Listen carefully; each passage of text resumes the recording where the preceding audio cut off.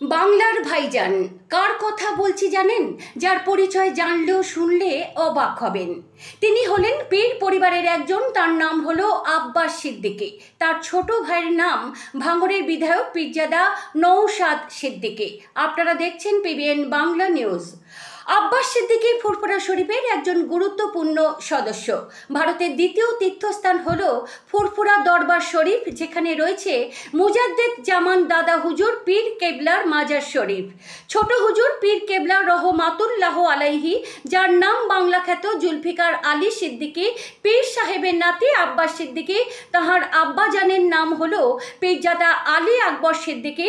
তার ছোট ভাইয়ের নাম হলো পীরজাদা নওশাদ সিদ্দিকী। এই দুই ভাইয়ের দাপটে গোটা বাংলা কাঁপছে। বড় ভাইজান আব্বাস সিদ্দিকীর মতন তার ছোট ভাইজান জনগণের কাছে ভালোই প্রচলিত ও প্রভাবশালী ব্যক্তি হয়ে উঠেছেন। নওশাদ সিদ্দিকী কিন্তু বড় ভাইজানের কথা মতন তাকে অনুসরণ করে তিনি এগিয়ে চলেছেন। তিনি হলেন ভাঙড়ের বিধায়ক। মানুষের সাথে কাজ করছেন, হাজার বাধাকেও অতিক্রম করে তিনি এগিয়ে চলেছেন। তিনি হলেন নওশাদ সিদ্দিকী। এক ডাকে দুই ভাইয়ের জমায়েত হলে লক্ষ লক্ষ মানুষ জমায়েত হয়ে যায়। এটাই হলো তাদের দুই ভাইয়ের সততার দাম। তারা দুই ভাই একটাই দাবি, আমাদের কখনো শের দাঁড়াকে কেউ কিনতে পারবে না। মানুষের জন্য আমরা লড়ছি, লড়েই যাব। আপনারা দেখছেন পিবিএন বাংলা নিউজ।